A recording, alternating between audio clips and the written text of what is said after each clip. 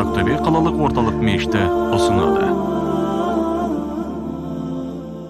أعوذ بالله من الشيطان الرجيم بسم الله الرحمن الرحيم الحمد لله رب العالمين والصلاة والسلام على رسولنا محمد وعلى آله وأصحابه أجمعين نشهد أن لا إله إلا الله وحده لا شريك له ونشهد أن محمدا عبده ورسوله اللهم رب اشرح لي صدري ويسر لي أمري واحلل عقدة من لساني يفقه قولي السلام عليكم ورحمة الله وبركاته Ардақта ғайын, құрметті мұсылман бауырлар, құрметті жақсылар, бүгінгі осы жұма үшін келген, басып келген қадамдарымызға, әрбір қадамдарымызға Алла сауаптан жасын иншалла.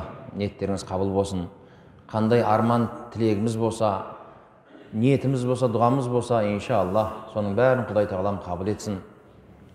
Әлхамдулилла, бүгін сіздермен қасиетті күні, жұма күні қайта қауышып отырмыз. Біздерді жоқтан бар еткен, аса қамқор болған, ерекше мейірімді болған,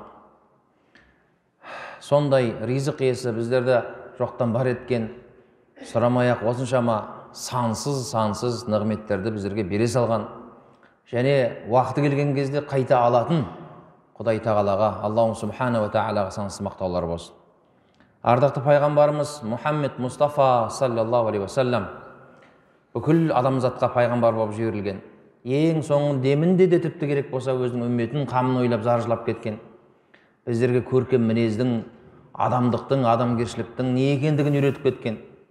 Бүкіл әлемге адамзатқа ұстаз болған, пайғамбарлардың тәжі болған. Иншалла ертең белгілі мұсылмандарға жәннатта, иншалла ақыретте шапағатшы болатын пайғамбарымыз Мұхаммед Мұстафаға сансыз салауаттар болсын. Иншалла бүгін сіздермен тағы да бір маңызды тақырыпты қозғағалы отырмыз иншалла. Жаратқан Алла тағалам бүгінгі болатын сұхбатымызда, уағызымыздан иншалла пайдалы болу нәсіп етсін. Айтпай өтіп кете алмайым. Кешегі жағдай оңай шаруа болған жоқ. Қазақстанның тәуелсіздік алған жылдан бері бірінші рет бұндай бізде оқиға болды. Алла Тағала біздерді сақтады десем де бәлкім артық айтпаған шығармын. Алла Тағала біздерді үлкен бір сынақтан сақтады, үлкен бір бәледен сақтады. Әрі қарай қазбалаудың керегі жоқ, жамағат, құрметті бауырлар. Қалай болды, не болды, қажет емес. Бірақ бір ақиқат бар. Құдайдың тағдырымен, Құдайдың қалауымен болды осы нәрсе. Әрі қарай әркім өз үшін жауап берсін. Ақырет бар, ұмытпаңыздар. Өлім бар, ұмытпаңыздар. Шаруа бұнымен бітпейді. Бұның әрқайсының өзінің сұрауы болады ертең ақыретте. Ол басшыға қатысты ма, ол қосшыға қатысты ма, ол мына біздерге қатардағы адамдарға қатысты ма, бәрібір әркім өзі есебін береді ақыреттерде. Бірақ бір нәрсе ақиқат, бауырлар. Құран-ы Кәримде өте жиі айтамыз сіздерге. Талай уағыздарымыз айтып жүрміз, дәрістеріміз айтып жүрміз, тәпсірін талай айтып жүрміз. Өздеріңіз де сол сүрені жақсы білесіздер, намазды оқып жүрсіздер. Ең қысқа, бірақ мағынасы терең болған Аср сүресі. Бисмиллахир-рахманир-рахим уәл аср. Заманаға, уақытқа серт дейді Алла Тағала. Алла Тағала заманмен, уақытпен ант етіп отыр. Заманаға серт. Уәл аср иннал инсана лафи хуср. Расында адам баласы зиянда. Адам баласы зиянда. Хусран деген сөз зиян. Ол рухани зиянда болуы мүмкін, материалдық тұрғыда болуы мүмкін, зиянда адам баласы. Аллаху субхана ва тағала біздерге осы аяттың жалғасында мына адамдар бұл зиянға ұшыраушылардың қатарына кірмейді деп жатыр. Кімдер олар? Аяттың жалғасын қараңыздар. Иллаллазина аману ва амилус салихати ва тавасау бил хаққи ва тавасау бис сабр. 4 адам. Бұлар истисна, илля, яғни бұлар оның ішіне кірмейді деген сөз. Алла Тағалаға иман келтіргендер, иман. Сол иманына сай салих амал жасаған амал, және ақиқатты айтқан адамдар, ақиқат, айтушы. Жасырмай, шындықты жасырмай. Ол дүниеви болуы мүмкін, діни болуы мүмкін. Ең бірінші кезектегі әрине ол Алла Тағаланың ақиқатын айтып жатыр бұл жерде. Алла Тағаланың дінін айтып жатыр бұл жерде. Бұл жерде кәпірге де қатысты бар, бұл аяттың қатысы бар. Ақиқатты айтушы. Екінші, төртіншісі не? Сабыр. Сабыр етушілер. Сондай бар болуының басы жоқ әзәли, соңы жоқ әбәди болған. Құдіреті шексіз болған. Ләйсә кәмислихи шәйъун, еш нәрсеге ұқсамайтын. Жомарт иесі болған. Құдіреті шексіз болған, мейірімі де шексіз болған. Сондай Құдай Тағалаға еш уақытта өлмейтін, ләм елид вә ләм юлад вә ләм якун ләһу туылмайтын да еш нәрсе оған тең келмейтін құдіреті шексіз Алла Тағалаға иман біріншісі. Екіншісі, сол иманыңа сайкес, яғни сен сондай құдірет шексіз Алла Тағалаға иман келтірген болсаң, сен Аллаға сенемін дейтін болсаң, сен мұсылман деп есептейтін болсаң өзің, онда сол мұсылмандығыңа, сол жүректегі сеніміңе сай сен несте амал жаса. Амалың, сенің сөзің, сенің мінез құлқың, жүріс тұрысың сол иманыңа сайкес келсін. Амал жаса, Құдайдың айтқан істе бірінші кезекте. Алла Тағала саған нені айтты? Намаз оқы деді, 5 уақыт намаз. Ораза ұста деді, 1 жылда келген кезде Рамазан айында. Дәулетің болса, ақшаң болса, қажылыққа бар деді. Зекетіңді бересің. Және Құдай Тағаланың тыйымдары бар. Алла Тағала не істеді? Өсек айтпа деді, ғайбат айтпа деді, харам ішпе деді, арақ ішпе деді, зина жасама деді, өсек айтпа деді, біреуге жаманшылық істеме, біреудің Алла жібін аттама, тағысын тағы. Алла Тағаланың тыйымдары бар бұл. Амал. Сенің жүрегіңдегі иманыңа сай сенің амал. Сен Аллаға мен иман келтірдім, мен мұсылманмын деп, бірақ сенің намазың болмаса мысалға, немесе шалапыла болатын болса, оразан біресе ұстап, біресе ұстамайтын болсаң, немесе сенің иманың Аллаға мен иман келтіремін, пайғамбардың үмметімін деп тұрып, сенің мінезің нашар болса, дөрекі болсаң, мінезің көркем болмаса, өтірік айтатын болсаң, біреуді алдайтын болсаң, уәдеңе тұрмайтын болсаң, онда тағы да не болады? Сай келмейді, сенің амалың мен иманың бірдей емес. Ақида саласында біздің әхлі-сүнна уәл жамаъа ақидасы бойынша, сен не істейсің? Діннен шықмайсың. Сен сол мұсылман болып қала бересің, бірақ сен қандай мұсылмансың мәселе осында. Ол амал жасамағандығың үшін, қаншама парыздарды орындамағаның үшін, қаншама Құдайдың тыйымдарын тыйылмағандығының үшін ертең ақыретте жауап бересің, басыңмен жауап бересің. 3. Ақиқатты айту. Шындықты жасырмау. Әсіресе жаңа айтып өттім, дін мәселесінде шындықты жасырмау. Кафара, күфрун. Кафара деген сөз бірдеңе үстін немен, бірдеңемен жауып тастау, көрсетпеу деген сөз. Шындықты жабу, көрсетпеу. Сөзсіз ба? Кәпірлер не істеді? Шындықты жасырды.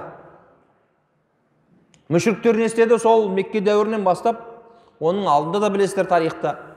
Кешегі талай пайғамбарының өмірбаянын оққан шығарсыздар, Сияр Нәбиді оққан шығарсыздар. Олар не істеді? Шындығында біз Аллаға сенеміз деді, бірақ не істеді олар? Кімге сенді? Ата бабаларына табынды. Бұттарға табынды олар. Алла жаратушы деді, бірақ не істеді? Өкінішке орай бұттарға сыйынды, соларға құлшылығын жасады, қабылдаған жоқ. Яғни бір Алла Тағаланы ла илаха иллаллах Мұхаммадур Расулуллах деп қабылдаған жоқ.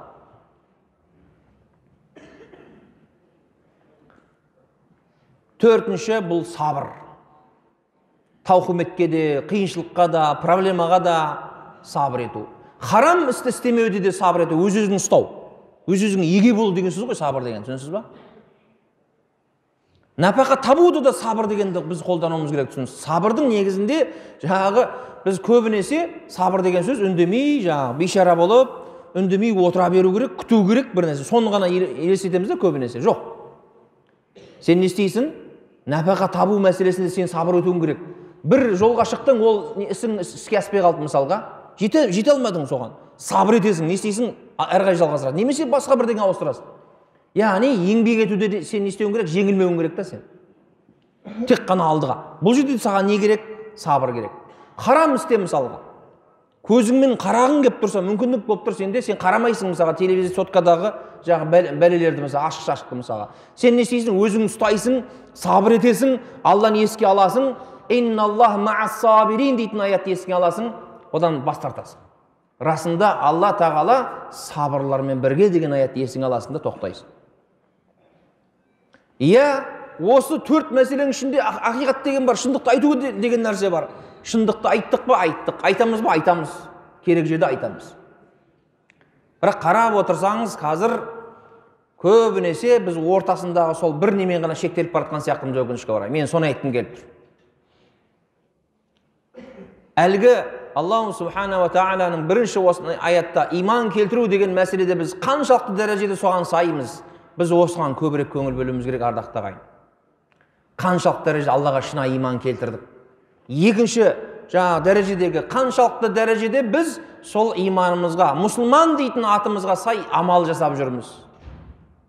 Осыған әркім өз-өзін есепке алсын да. Үшінші мәселе жаңа айттық, шындықты айту мәселесінде. Уақыты келген кезде, мекені келген кезде, сол кезде айтылу керек па? Ол айтылу керек. Бірақ Алла тағаланың қараңызшы, ең соңында, аяттың соңында, 4-ші мәселе, сабыр деп тұр ғой. Алла тағала қараңыз, тоқта деп тұр болды. Шектен шықпа деп жатыр.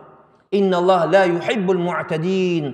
Себебі Алла тағала тағы бір аятта айтып жатыр. Расында Алла тағала шектен шығушыларды жақсы көрмейді, сүймейді. Сабыр, тоқта.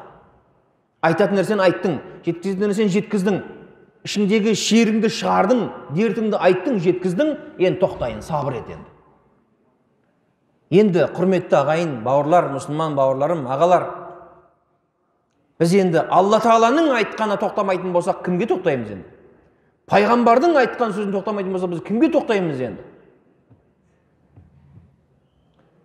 Басшыға бағынбаса, оны тыңдамайтын болсаң, араларынан шыққан үлкендерге бағынбайтын болса, Аллаху субхана ва тағалаға енді бағынбасақ, онда не боламыз біз?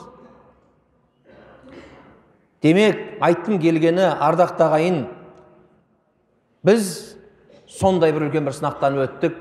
Бізге қазір тыныштық керек, бірлік керек, ынтымақ керек, сабыр керек, парасаттылық керек, мәдениет керек, бізге көркем мінез керек. Мына отан біздікі, ел біздікі, ардақты ағайын. Иншалла, әлгі 4 мәселені естен шығармаңыздар. Бірінші, Алла тағала бірден ақиқат деп тұрған жоқ қой. Бірінші иман келтіріп ал деп тұр бірінші Алла тағалаға. Одан кейін иманыңа сай амал жаса деп тұр Алла тағала. Сосын барып сол ақиқатпен өмір сүр, соны ұстан деп жатыр, жасырма шындықты деп жатыр. Сосын барып тағы да Алла тағала соңында ескертіп жатыр. Сабыр ет, сабырды ұмытып кетпе деп жатыр, шектен шықпа деп жатыр Алла тағала. Өз-өзіңді де ұстай біл деп жатыр Алла тағала.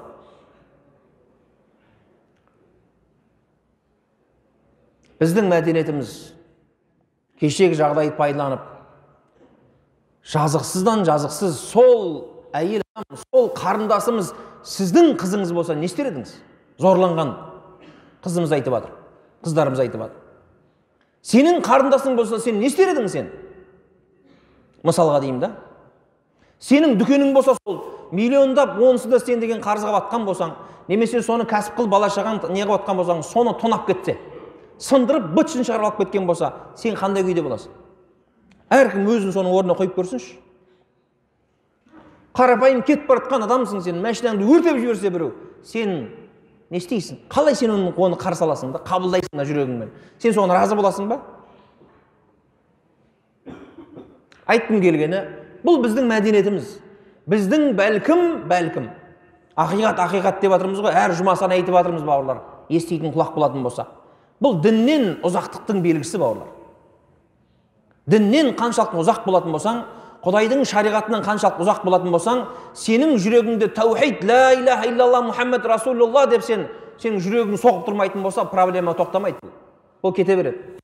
Сол жемқор оңбағандар ақшаны жей береді, халықтың ақшасын жей береді олар еш уақытта тоймайды, ол Құдайдан қорықпағаннан кейін.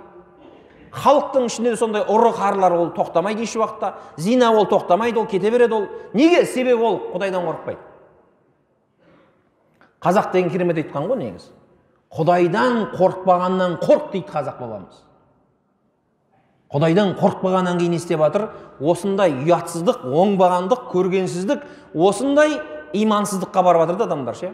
Бұл біздің орташа есеппен шамамен деп тұрмын ғой, былай жалпы алған кезде біздің ортақ мәдениетімізді, қазіргі жағдайдағы біздің мінез құлқымызды көрсетіп тұр да. Қандай деңгейде екендігімізді көруге болады осы жерден бізді. Бисмиллахир-рахманир-рахим. Аллаху субхана ва та'ala біздерге, бүкіл әлемге, бүкіл адамзатқа бисмилла. Ва иннака лa'ала хулуқин азим. Ей пайғамбар, ей Мұхаммед Мұстафа, сен сондай иннака лa'ала хулуқин азим. Ұлық мінез құлыққа иесің сен. Сен өте көркем мінезге иесің сен, ей Мұхаммед. Сені сол үшін жібердік. Пайғамбардың өзі де соны баяндайды. Иннама бу'исту ли утаммима макаримал ахлақ дейді пайғамбарымыз саллаллаху алейхи ва саллям. Мен бүкіл мына адамзатқа, әлемге көркем мінезді, адамгершілікті толықтыру үшін, тамамдау үшін не істедім? Мен жіберілдім, пайғамбар болып мен жібердім. Бу'исту, жіберілдім мен сол Алла тарапынан деп пайғамбарымыздың өзіне сейді растайды. Пайғамбарымыздың басқа бір хадисінде инналлаха азза ва жалла аддабани фа ахсана адаби. Өте керемет айтылған. Расында Алла тағала дейді, мені тәрбиелеп, әдебімді көркем етті дейді. Яғни пайғамбарымыз саллаллаху алейхи саллям, ардақты ағайын, Аллаху субхана ва та'аланың Раб тәрбиесін, Раб деген сипатымен тәрбиесін алған адам ардақты ағайын. Алла тағаланың тәрбиесін алған пайғамбарымыз саллаллаху алейхи саллямның біз үмметіміз ғой енді ардақты ағайын. Біз сондай пайғамбардың үмметі бола тұра, осындай көргенсіздікке, осындай мінезіміздің нашарлығын, дөрекілігімізді, ұятсыздығымызды осылай көрсететін болсақ, онда ол шынайы пайғамбардың үмметі емес, оған лайықты емес ол. Бисмиллахир-рахманир-рахим. Я айюхаллазина аману, ей иман келтірген момын мұсылмандар. Аллаху субхана ва тағала айтып жатыр. Қу анфусакум ва ахликум нара ва қудуха ан-насу вал хижара. Уа мүминдер, өздеріңді әрі үй-іштеріңді отыны адамдар мен тастардан болған оттан қорғаңдар. Қандай ауыр сөз, е? Бірақ осыны Алла тағала біздерге ескертіп айтып жатыр. Кейде осы садақаларда, уағыздарда айтамыз ғой, енді имам болғаннан кейін, ұстаз болып жүргеннен кейін, тозақ деген нәрсе бар, ардақты ағайын, жәннат деген нәрсе де бар. Қорқыңыздар. Әсіресе жаназада айтамыз, жаназада. Енді жаназада сен енді не айтасың жаназада? Енді сен жаназада арақ, жаназада немесе киім, немесе тамақ деп айтып тұрасың ба? Жаназада өлімді айтасың сен. Жаназада ақыретті айтамыз енді. Сонда кәдімгідей әлде де мына жаққа жетпей жатқан кісілер, мына санасы әлі толықпай жатқан кейбір кісілер, тіпті бір ағаларымыз да өкінішке орай қарсы шығып, осы бір сендер тозақ, осы бір ақырет дей бересіңдер, осы өмірді айтпайсыңдар ма, дүниені айтпайсыңдар ма дейді да. Егер де бар ғой, бұл нәрсе дұрыс болмайтын болса, егер шынымен де бұл әділетсіздік немесе білмеймін адамға зиянды нәрсе болатын болса, Аллаху субхана ва тағала жүздеген аяттарда бұны ескертпес еді да. Ей, сені жаратқан, мені жаратқан, жоқтан бар еткен Алла тағала ескертіп жатыр ғой. Бұл саған ескерту. Сен бір тозаққа түс деп жатқан жоқпыз ғой саған. Тозаққа түспе айналайын ағатай ау. Тозаққа кетіп қалмау үшін міне мынандай амал жасау керек, намаз оқу керек ол үшін. Ораза ұстау керек, Құдайдан қорқу керек. Жата бермей, уақыт жоқ дейсің, бірақ ішіп жемге уақыт табасың, ұйықтауға уақыт табасың, сағаттап жатып, телевизордың алдында жатып, кино көруге уақыт табасың, бірақ 5 минут 10 минут намаз оқуға уақыт таппайсың. Денсаулығыңды анағанда, мынағанда бәрін жұмсап жатсың, білгенін істеп жатсың, охотаға да барасың, рыбалкаға да барасың, ішіп жейсің, басқа қыласың, бірақ келесің да дәреталан келсем, аяғым сырқырайды, аяғым ауырады дейсің. Бұл қандай бұл сылтау бұл? Десең, анандай әңгіме айтады да. Яғни айтайын дегенім, Аллаху субхана ва тағала айтып жатыр, қараңыздар. Өздеріңді және үй іштеріңді, бала шағаларыңда бар, әйелің бар, бала шағаң бар, соның ішінде кіріп кетеді. Отыны адамдар мен тастардан болған тозақтан қорғаңдар. Тозақ бар ма екен? Бар екен. Отыны адамдардан болады ертең. Сондай адамдар бар ішінде, Алла сақтасын. Ертең сол әлгі отын сияқты, ағаш сияқты өртеніп жанатын ертең тозақта. Бұл Алла тағаланың адилун, әділ деген сипатына сай ардақты ағайын. Алла тағала сен егер амалдар жасамасаң жәннатқа кіресің. Алла тағала жәннатқа кіргізеді. Екеуі тең ба? Тең. Жәннатқа кіретін адамдардың амалы басқа, тозаққа кіретін адамдар амалы басқа да. Бірақ енді біз енді ойбай сенің неңе тиіп кете деген, сені қорқып кете дегенсің деп біз енді Алла тағаланың аятын айтпаймыз ба саған? Айтамыз. Иә, әрине, орынды айту керек па? Иә, орынды айту керек. кейде орынсыз айтып жіберетін молдекеңдер бар ма? Иә, бар ондай кісілер. Ол орынсыз айту тағы дұрыс емес. Абдулла ибн Аббас дейтін сахабасы пайғамбар саллаллаху осы хадиске байланысты, аятқа байланысты былай деп тәпсірлеген екен. Оларға дейді, әдеп пен білім үйретіңдер деп тәпсірлеген екен да. Яғни айтты ғой аятта, тозақ адамдардан болған, тастардан болған тозақтан сақтандар. Кімді? Өздеріңді және үй-іштеріңді, бала-шағаларың деді ғой. Сол бала-шағаларыңа әдеп пен білім үйретіңдер деп айтқан екен да.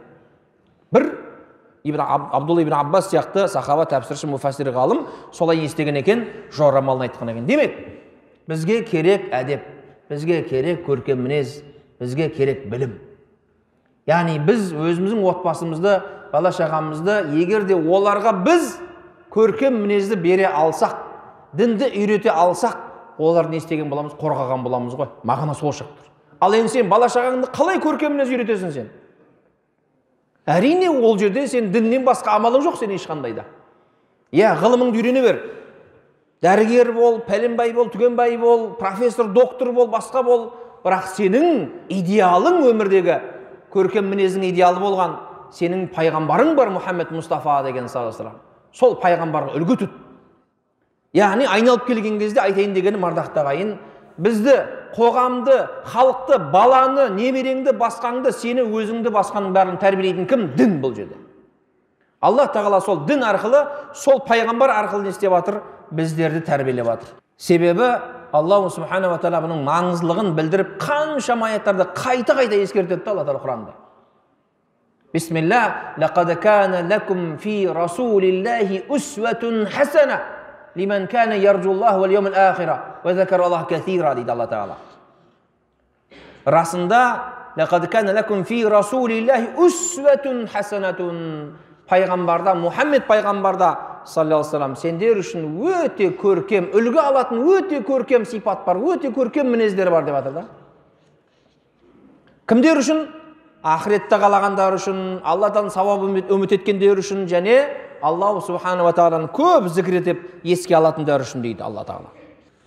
Ниса сүресінің 36 аятында Бисмиллахир-рахманир-рахим «Ва'будуллаху ва ла тушрику бихи шай'ан ва бил валидайни ихсана». Бұл аятты да өте жиі айтамыз. Себебі бұл да өте маңызды бір аяттардың бірі. «Ва'будуллаху ва ла тушрику бихи шай'ан».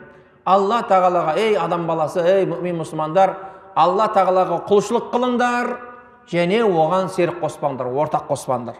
«Ва бил валидайни ихсана», және әке шешелеріңе не істеңдер? Құрмет көрсетіңдер.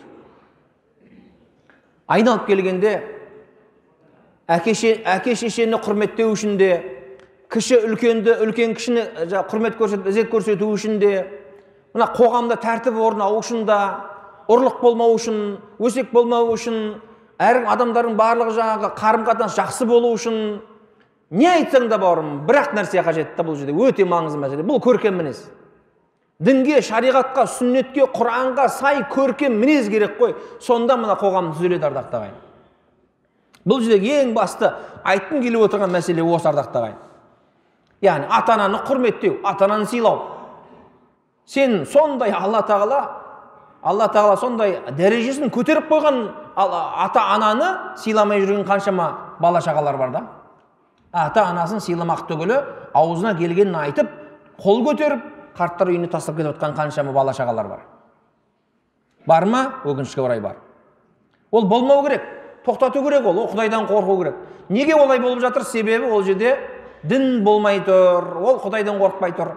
Құдай тағаланың әмірлерін орындамай тұр. Мәселе сонда.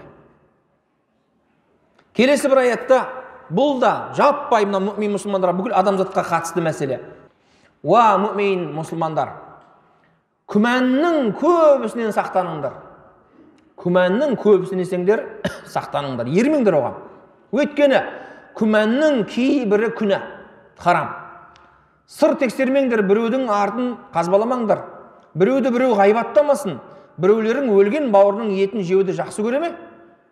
Әрине оны жек көресіңдер. Расында Алла тағала тәубені тым қабыл етуші ерекше мейірімді. Яғни ғайбаттың бұл жердегі үлкен күнә екендігін біз өшеден байқаймыз. Өзінің туған бауырының, өлген бауырының етімен теңестіріп тұр ғой Алла тағала. Бұның сондай бір жиіркенішті бір сондай бір күнә екендігін біздерге Алла тағала дәлелдеп жатыр да осы аятта. Бұл да соған байланысты. Ол мұсылманның мәдениетіне, парасаттылығына, көркем мінезіне тағы да қатысты мәселе. Құдайдан қорқатын, көркем мінезді болған, пайғамбардың хадистерін үстіне оқып біліп, сол пайғамбардың сүннетін ұстанып жүрген мұсылман еш уақытта отыра салып не істемейді, және қалай болса сөйлемейді ол. Аузына келген былапыттарды сөйлей бермейді ол еш уақытта. Нағыз шынайы мұсылман, ол кім ол? Басқаға, басқа мұсылман бауырына көршісі бола ма ол ата-анасы бола ма, өзінің бауыры бола ма, ол досы бола ма, жамағат бола ма, тілімен де қолмен де зиян тигізбеген адам нағыз мұсылман, шынайы мұсылман. Бұл да пайғамбарымыз саллаллаху алейхи вассалам хадис.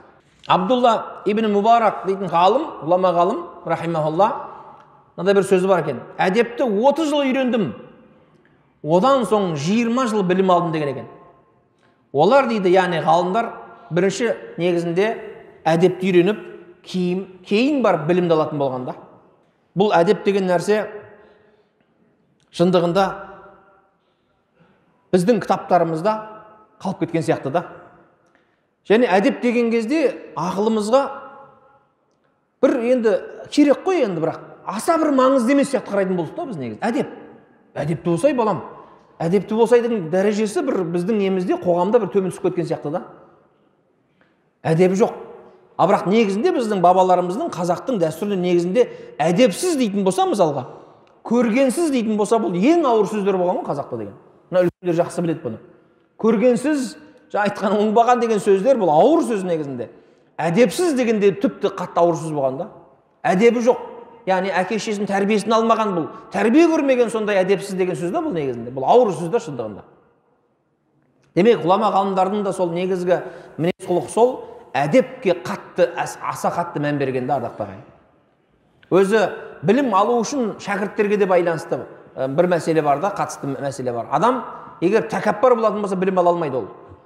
Екінші, ынжық болатын болса, ол адам не істей алмайды, білім ала алмайды, білім қонбайды ол адамға. Яғни ұялшақ, ынжық, сұрақ қоя алмайды, бірдеңе сұрайын сөз ұялады жаңа, ол адам білім ала алмайды.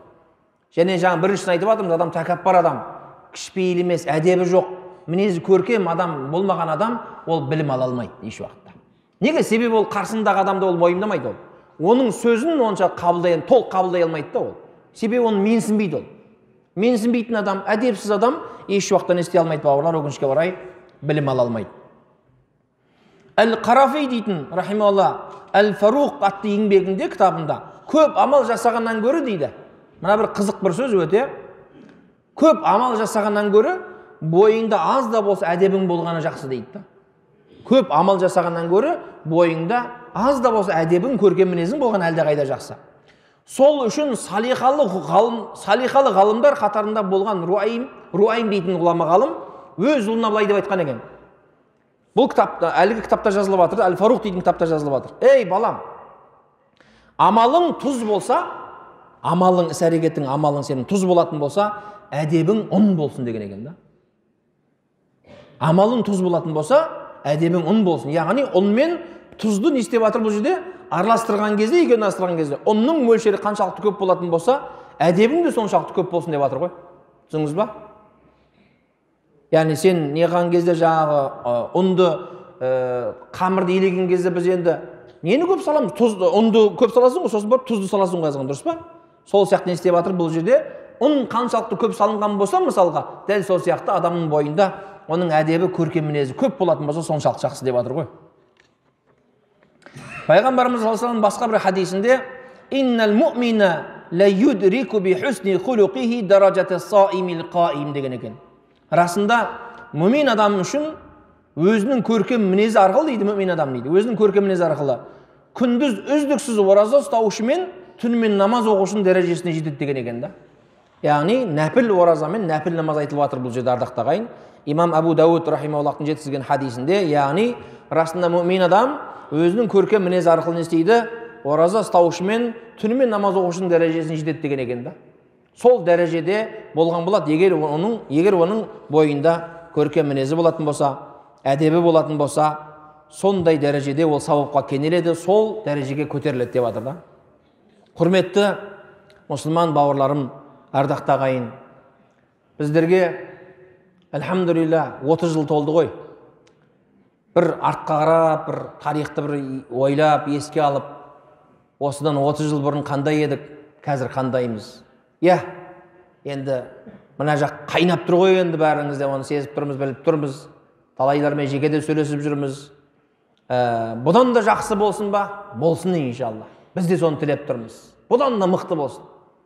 Бәлкім бұл да біз үшін бір сынақ шығар. Ақиқат алда уақытта шығады иншалла. Бәлкім бұл осындай нәрсе бізге мүмкін болу керек. Көп тағдырымызда осы нәрсе жазылған шығар Құдай Тағаланың қалауымен. Бәлкім біреулер кінәлай бергенше бәлкім өзімізді де мүмкін тексеріп көрейікші. Халық қаншалықты дәрежеде жаңа айттық қой, иманына сай, қаншалықты дәрежеде амалына сай, қаншалықты дәрежеде отанына еңбегі сіңіп жатыр. Біз не істеп жатырмыз? Мен не істеп жатырмын елім үшін? Дұға жасап жатырмын ба? Еңбек етіп жатырмын ба? Білім алып жатырмын ба? Бір біліммен, бір өнеріммен, бір еңбегім сіңіп жатыр ма менің қоршаған ортаға? Не істеп жатырмын мен осы? Осы мәселені көбірек ойлансақ екен деймін, ардақты ағайын. Бұл ел, отан, жер, әуелі Алла, екінші біздің Алла разы болсын. Сол әлгі Аллаху акбар деп шапқан сол бабаларымыз осы жерді білектің күшімен, найзаның ұшымен, қасқаны қалғанша, соңғы демі қалғанша осы елді, жерді қорғап қалды. Біздерге аманат қылып қалдырып кетті. Мына жер біздікі иншалла. Әркім өлгенше ғой, ақыретке шейін ғой, ақыретке шейін. Ақырет қашан басталады, Алла Тағала біледі ғой тек қана. Отан біздікі. 30-ақ жыл болды. Аллаху субханала тағала біздерге тәуелсіздікті нәсіп етті. Тәуелсіз елміз, өзіміздің тіліміз бар, өзіміздің дінімізді ұстанып жатырмыз, мәдениетіміз бар, дәстүріміз бар, шекарамызды шегелеп қойғанбыз. Енді біздерге қанша уағыздарды айтып жатырмыз, бүгін де айтып жатырмыз. Әлгі мәселені кетпеңіз, тек қана ортада айту керекпен шектелуге болмайды. Әрекет жасау керек. Иманымызға көбірек көңіл бөлейік, ақыретімізді көбірек ойлайық, Құдайдан көбірек қорқайық, білім алайық. Содан кейін барып біз айтуымызға болады да. Бірінші кезекте сен дініңді, шариғатыңды, Құдайыңды жақсы танып алғаннан кейін барып білім ал, өс, өн, экономикамызды дамытайық. Мықты мына депутат бола ма, министр бола ма, басқа бола ма, соның ішінде намазхандар болсын. Құдайдан қорған адамдар көп болатын болса, мына ел соншалық дамиды иншалла. Біз гүлденеміз, көгереміз, өсіп өне береміз иншалла. Ол үшін имандылық керек. Ең маңыздысы осы. Имандылық болатын болса, Құдайдан қорқатын болса, мына басында білім болатын болса, оңай ол адам не істемейді? Әртүрлі фитнаға да, бүлікке де бармайды ол, аузына келгенде айтпайды ол, әрбір өсекке сене бермейді ол. Не істейді? Ол парасаттылықпен, мәдениеттілікпен, байсалдылықпен, салмақтылықпен, сабырмен, ақылмен ойлап отырып бәрін шешеді.